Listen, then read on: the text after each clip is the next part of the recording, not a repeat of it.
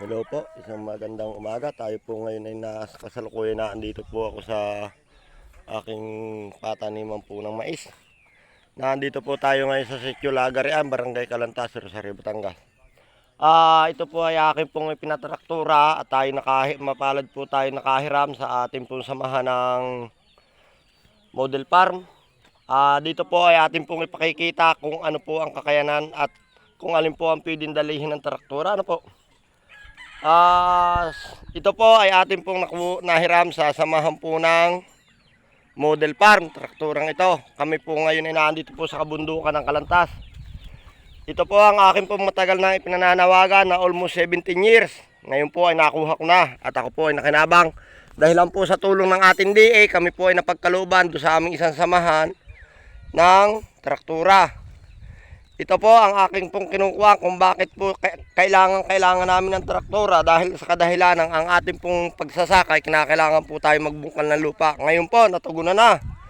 At kahit po sabihin ang kabundukan hindi po kaya ng traktora, nagawaan po natin ang paraan at sadya naman pong kaya. Ito po ang lagi ko kinakatwira sa ating pong mga meeting at sa ating mga diskusyon na sadya naman pong kaya kahit matarik ang traktora. Kumporme lang po sa ating operator kung paano po tayong papagbigyan. Ngayon po, tulad po nito, makikita nyo. Pakikita ko po sa inyo kung gaano katataas ang mga tinrakturang ito. Ito po ang pinagpapasalamat ko po sa aming direktor, kay Direktor Fidel Bibaw, at sa ating pong namumuno na nanunungkulan po sa ating mga magmamais na si Madam Benny Bagun Umali. Tingnan naman po ninyo ito. Ito po ay nilusok ng traktura. Ito po ay ang taas po niya, ang habalaan po niya almost 3 meters, 5 meters. Pero kung ililibel po niyo sa taas at dito sa kababaan, ito po ay mahigit panlubog ang tao. Almost tataas po ito ng 10 feet. Ang habalaan niya almost 5 meters. Ngayon po sasabihin po nila hindi daw po kayang ang ganito matatarik. Di po ako naniniwala. At pagkat ito ang totoo at sadya po nangyari na, napagbigyan po tayo sa mabuting loob ng ating chairman, Chairman Dayo Digapa. Tingnan naman po ninyo mga klase. Ngayon, sa nangyari pong ito po ay ngayon ay higit na pakikinabangan namin ang lupa naming mga farmer. Yan, tulad po niyan. Kaya po ako nagpapasalamat sa ating pong minamahal na direktor. At kami na pagkalooban, ang kaming mga farmer ng traktora.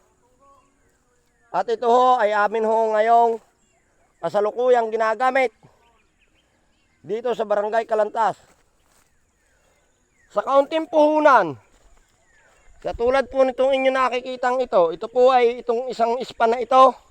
Ito po ang tinatawag kong plat 1, almost half hectare lang. Gumastos lang po ako dito. Kahit ito ay bagong bukas ng pag-aarado, ay gumastos lang ako ng kaunting puhunan. Ngayon, kung ang lahat nating mga member at mga magtatanim at mga farmer ay ating matutulungan at mapapagbigyan natin ng ganito, sa kanilang pagsasaka, titiyakin ko ang ating hinahangad na 60% na pangangailangan ng mais ay atin po itong mapupunan. Ngayon, sino po ba ang gagalingin? Sa tulad po ninyong nanunungkulan, kayo ay hindi nanganganib kayo na ang inyong pagkakakuan sa inyong kwan ay kayo ay kapagagalitan ng mas mataas sa inyo. Bakit? Kasi mapupunan natin yung 60% na mais na pangangailangan natin sa Pilipinas ngayon ay atin pa ring mabibigyan ng kabuhayan at ikabubuhay ang ating mga farmer. Bukod doon, laging laging sinasabi na ang kabataan ay pag-asa ng bayan. Kung makikita ng mga bata na kumikita bilang isang farmer, titiyakin ko na tayo, ang ating mga kabataan ay matututo rin magtanim. Ang isa lang namang ikinatatamad ng mga kabataan na anak ng mga tulad namin magsasaka ay dahilan sa hirap. Kung ganito at natutulungan natin, napapagamit natin ng mga equipment na ganyan at napapahiram natin, titiyakin ko na di hamak na malaking iaalwan ng mga farmer. Ito pa ang isa. Kung tayo aasa sa kalabaw, ay hindi kayang kunin itong mga gantong kahoy. Ngayon, kung ito ay sa traktura, napakasimple lang niyang binunot. At hindi natin maiiwasan na meron na yan. Sapagkat, sabi nga ng matatanda, at ito ang totoo, yang kahoy, yang halaman, nakikituloy lamang sa lupa, pero yung kahoy, damo, ayan ang original na may kanang lupa.